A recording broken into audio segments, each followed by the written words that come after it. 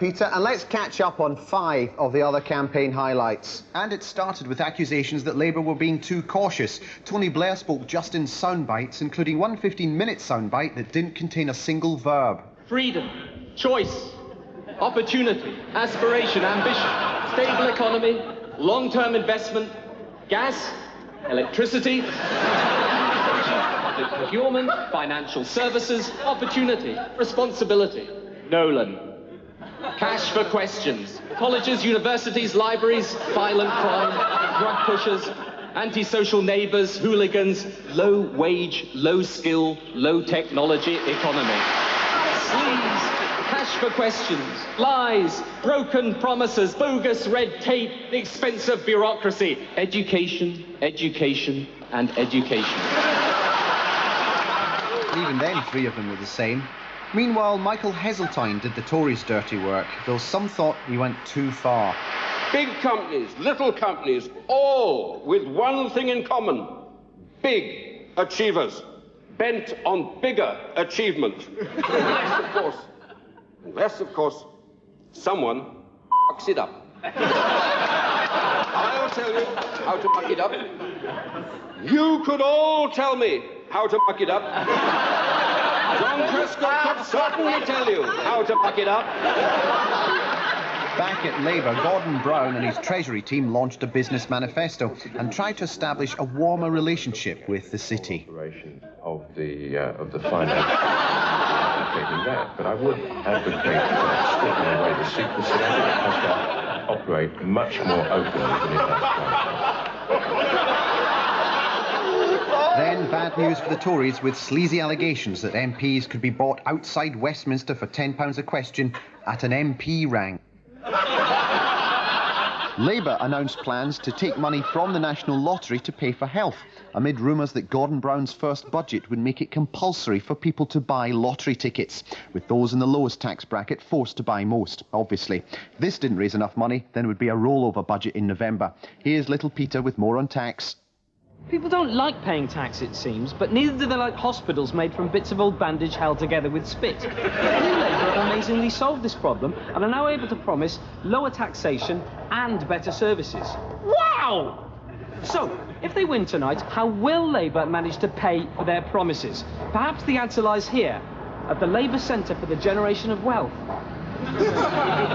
43 full-time Labour Party employees work here, as well as several hundred part-time volunteers.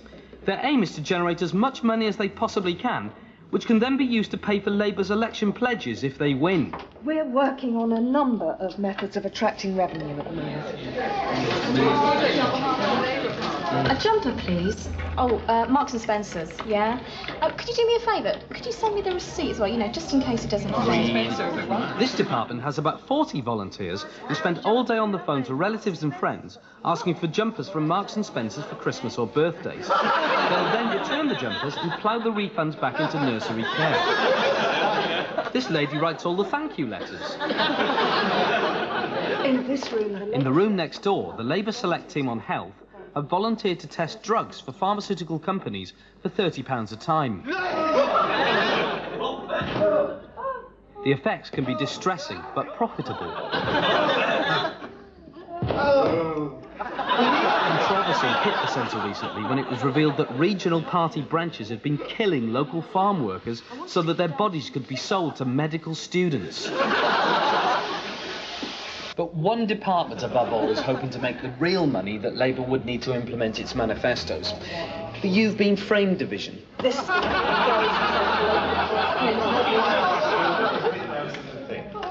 In this area, hilarious camcorder mishaps are falsified at the rate of 65 a day and then sent off to Jeremy Beadle. Put the bowl in your face. Put the bowl on your face. Can we have another baby, please? OK, here we go, loves. And dancing. At £200 a mishap, the Labour Party calculates that if they maintain their current production rate, they will make enough cash to eradicate joblessness by the year 2026. Action! Look, hang on a minute. I'm a bit concerned about political bias. Can half of the money go to Plaid Cymru? Yeah. Do it now. Very good. Got it.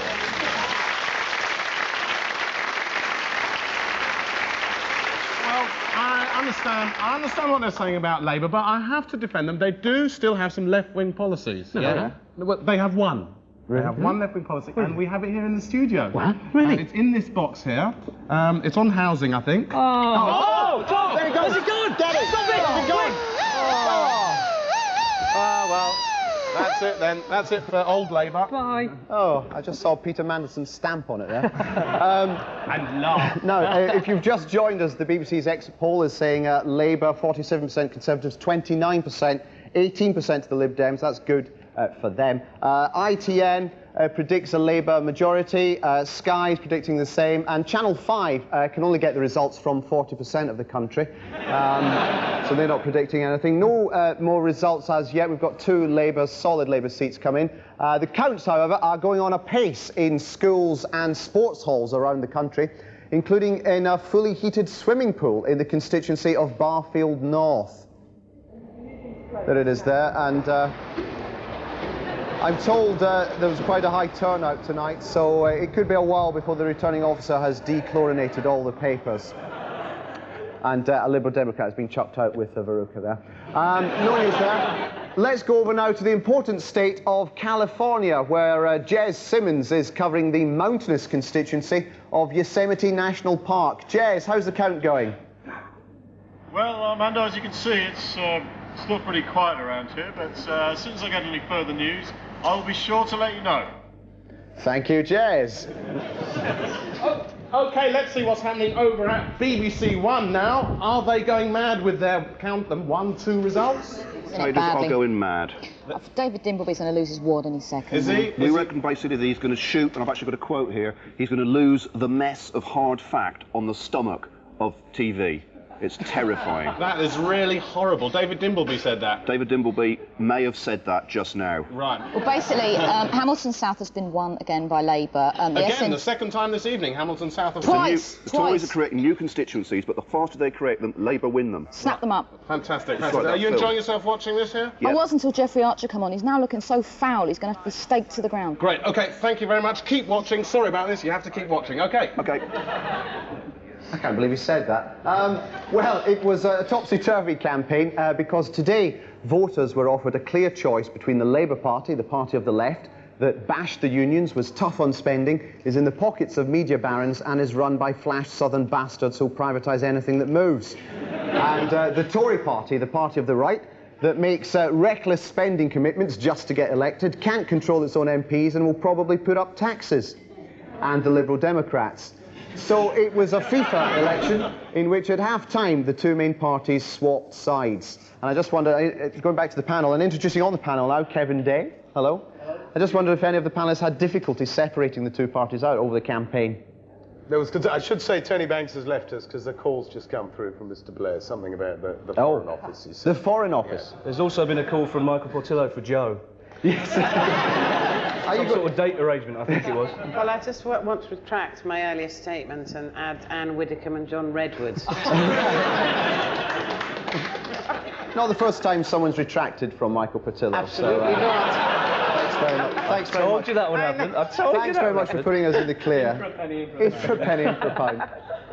OK, yes, no, I have to explain, yes, a Doctor Who sequence has gone on in the middle palace and Tony Banks has turned into Kevin Day. Yes, world's least successful Tony Banks lookalike. Right. He's left the seat warm, which is lovely. Yes, someone's left his seat warm as well. He's going back to it now. Were you able to spot any difference between the 2 parties, the 2 main parties? Yeah, well, it's not difficult, is it, really? Just on colours alone, it's quite easy.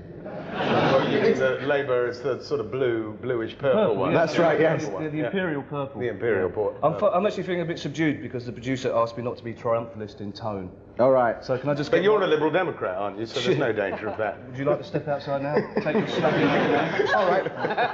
Well, can I just be allowed one?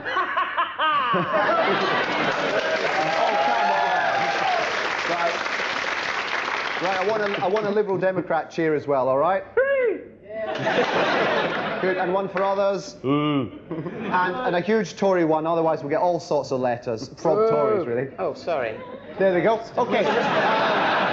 Well, with that magnificent backing, on to the Tory campaign, and the real story of the campaign has been John Major's unbounded optimism in the face of Brian Mulroney.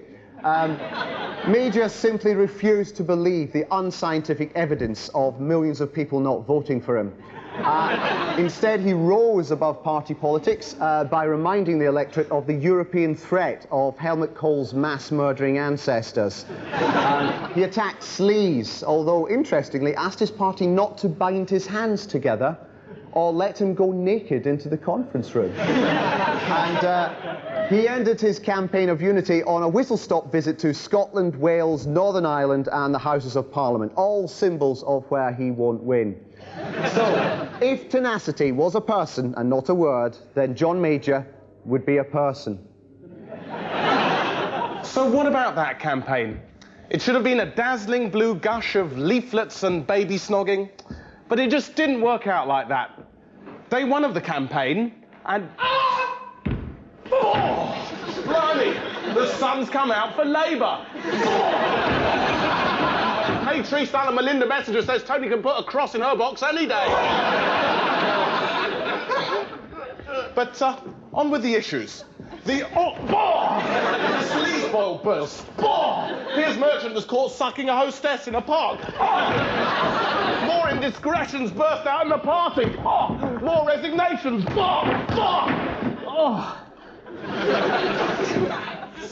But what about some bold new tax plans? Two blokes from the city say the economy is booming. Tim Smith admits cash for questions. Neil Hamilton doesn't. They sent out a chicken.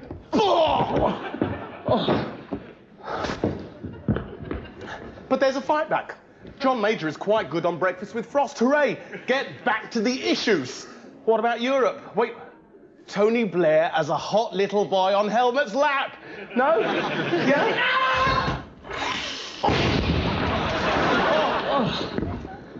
The party's torn apart by infighting. Edwina Curry. They're really looking for a new leader.